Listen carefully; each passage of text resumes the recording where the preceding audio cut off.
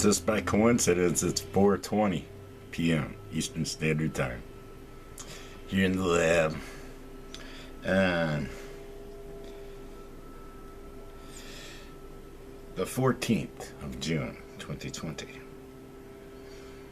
And today I've already had breakfast. I bathed Aslan. I still have to go out and check the outdoor stuff because I'm sure it's dilapidated. The good feathers are out there. I bathed Aslan. I didn't get a chance to bathe myself. But I'll just end up smelling like stuff anyway within hours. Yeah, and I'm gonna start getting it together so that when I'm ready, when they're due to be here, so I can be gone. Because, well, it's gotta be hard living with somebody that's always stuck at your house, you know? And that's why I ran the ad for somebody, you know, a driver, because I was trying to create space, you know, like where, hey, I'm going out, I'm doing stuff, I'm going to be gone, you know? I'm going to be gone all night, you know what I'm saying? See, that's what I tried to create. I didn't think to run the ad until just recently. I ran two ads in two different publications. Craigslist. No, not Craigslist. I should have. Damn, I didn't even think of that. But Northern Express and the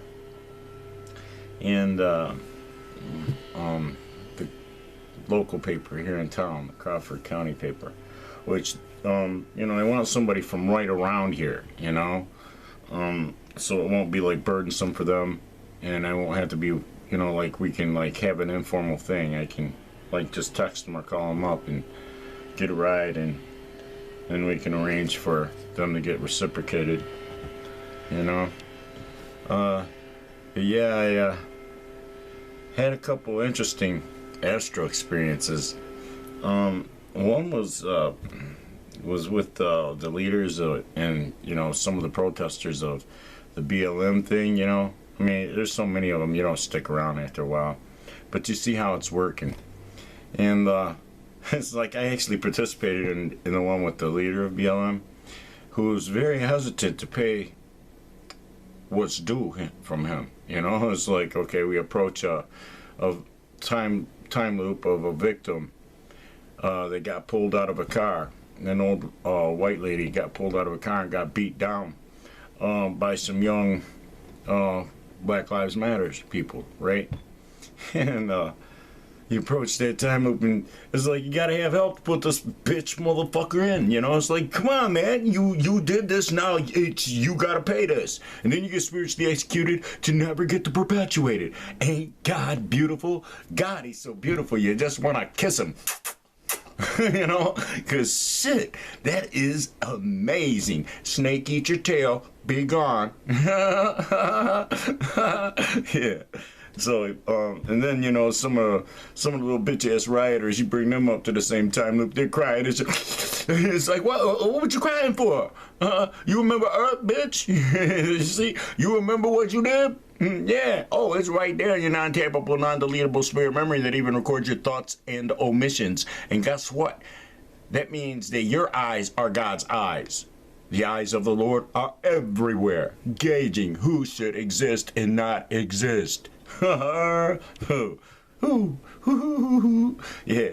So, you know, that's standard pop for the course, right? You know, we know they're getting time looped as their victims. You know, Trump and Bill Gates and Soros, they're all in that line getting time looped as in those time loops. That's just one time loop. You know, there's animals that suffered. There's store owners that suffered. There's a cop that was killed trying to protect his friend's store. You know, there's all kinds of time loops created from this false flag. Plus all the victims of George Floyd, the real George Floyd, you know? You know what I'm saying? Because, well, a lot of y'all know that it's highly probable that the real George Floyd died 3 years ago. And, you know, now they're using his name. Because, well, you see, if you're not really going to kill someone, you don't want to use the real name. And then you can say, oh, this is his twin. He just has, you know, a different name or whatever. Kind of like, you know, all those that died in that craft in the sky that day in the mid-'80s. How they all had, and you see it years later, they all had identical twins with the same exact names. Damn. But there was no record of them before that. You know, the twins didn't pop up till after they were, you know, gone, right? I mean, so many stupid deaths have been perpetuated, right? You know, the 11-9, you know, all that shit. It's like, fuck, man. So the more interesting astral experience was the one where I met the girl. You know, I didn't like, you know, I got to see what she looks like she's beautiful, but this is just a depiction of her. You know, she may not look like this entity at all. But like I met her, you know, like I was given a practice run. I don't know if it was an angel or if it was actually her spirit. If it was actually her spirit, then it's what she looks like at some point in her life during the prime of her life. But yeah, the part of the experience that sticks out, because it was kind of quick, you know, and an introduction and a quick talk, and then, you know, parted company on a good high note. And you know, it was kind of like an icebreaker type thing. But she approached me, and at some point I said, yeah, I'm a music artist. And I said, oh, I mean a rapper. And right as I was saying, so I guess I lied, she was pointing at me and she said, so I guess you lied. So we both said it at the same time, but I said I and she said you. And then we both busted out laughing, and she was pointing at me laughing and shit. And then I turned and walked away because I was kind of embarrassed, you know. And something about the exchange embarrassed me. But yeah, that was the more interesting one. Is like I actually got to meet this person who, you know, on the Astral, has already approached me. And it quite possibly could really be her spirit, and not like somebody who's, you know, like an angel trying to walk me through, you know, because I'm very awkward, and like if she does approach me in 3D or in this construct, you know, I could off-put her just by, you know, how awkward I am when people approach me. So, and then like if Aslan's yiping and shit, that kind of almost makes communication impossible. So yeah, I didn't hear from my kid. Yeah, look at how late it is. I mean, he's not gonna show. So I knew it though. It's like I didn't get my hopes up. It's like I was kind of hoping, because, well, you know. And then it's like, well, you know, I'm out of smoke today. I got a little bit of Gorilla Glue left in this, a hit or two, and I've been smoking res. You're hearing the across the street neighbor who cut down all the bushes when he moved in there. He brought one of his friends or his relatives over to help him like grate the grass in front where the bushes used to sit, so like I guess they could play at grass. And this guy, when he graded, he came out into the street and went back in, and went down to the corner and went back up. So he brought all kinds of dirt out into the street, so the street was covered in dirt for a couple hours. And for the last like 3 hours he's been out there with that blower, trying to blow all that dirt over to the side. You know, it did work. It took a long time. And you know, that's what you're hearing, because I got the front door open, like airing the house out and shit. But yeah, when they go to when they're due to come back, I'm gonna go heat me up another piece of that pizza. I hope it's not rancid. I'd rather eat the 2 ribs that are in there in the container, but I already ate. There was 3. I already ate one of them, and you know, that's kind of pissing in somebody's cornflakes if they, like, they're coming back planning on eating them. So yeah. But then, you know, I did save some of the barbecue pork that one time, and it ended up getting thrown away. So I don't know. It's one of them weird things where you don't know if you're gonna offend somebody if you just eat something. You know what I'm saying? So I tend to like refrain. And then if the shit gets thrown away, it's like, well, damn, man, I would have ate that, you know? Like all that good barbecue that got thrown away. I would have ate it. There was probably 4 or 5 sandwiches left. I would have ate that shit. So, yeah,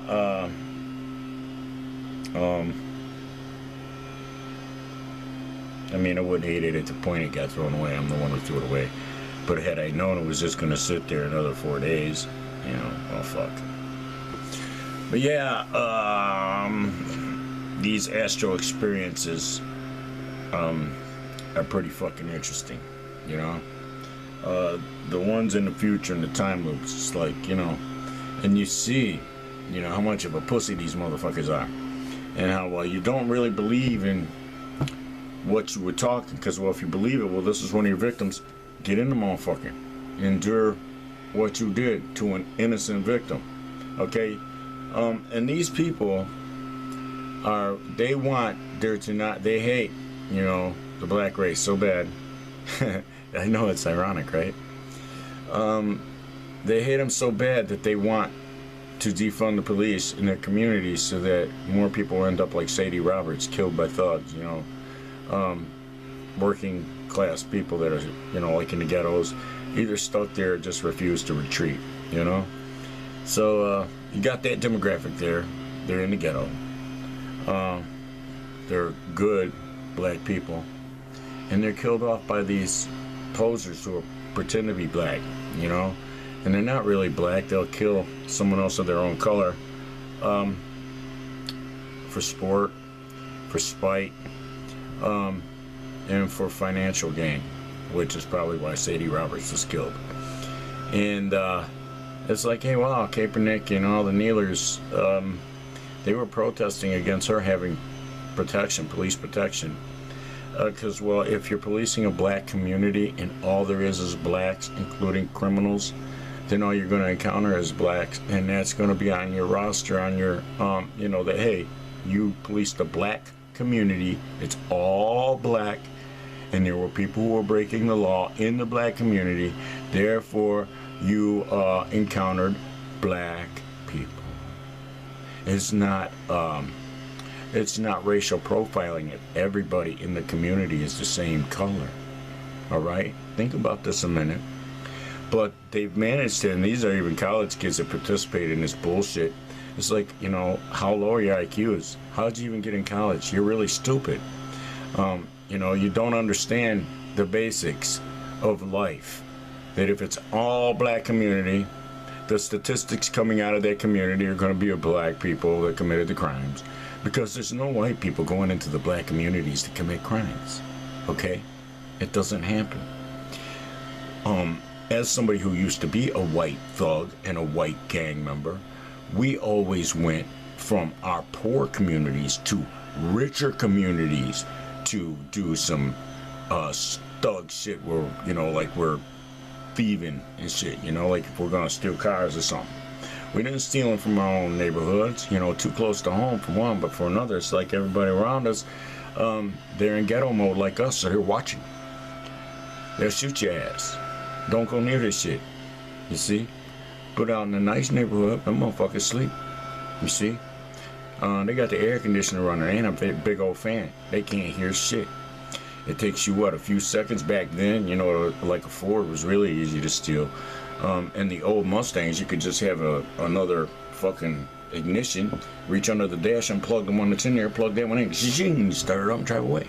You know, and it's like, but the old Fords, you just take a small screwdriver, like a sewing screwdriver, hammer it in there, grab the, with some vice grips, grab the fucking lips on the thing that when you stick the key in, and turn it. And most times it'll catch the ignition and turn all that shit.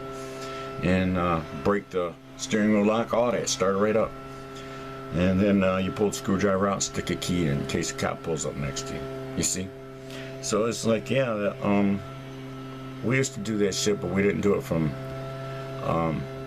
you know, ghetto neighborhoods. And, well, that's something that I know about white thugs, for sure, you see, is that our mentality was to go where we'll get the better shit. And I'm sure that, you know, it's probably like that for people of other races from the same neighborhood, you know. I'm sure they didn't try to perpetuate crimes where they get shot. You know, you're smart, you're gonna go where you won't get shot. You see? So, yeah. I don't know what got me off into that. This has been an interesting little talk, yo. You see that I had some stuff I had to pay for. I had some karmic debt.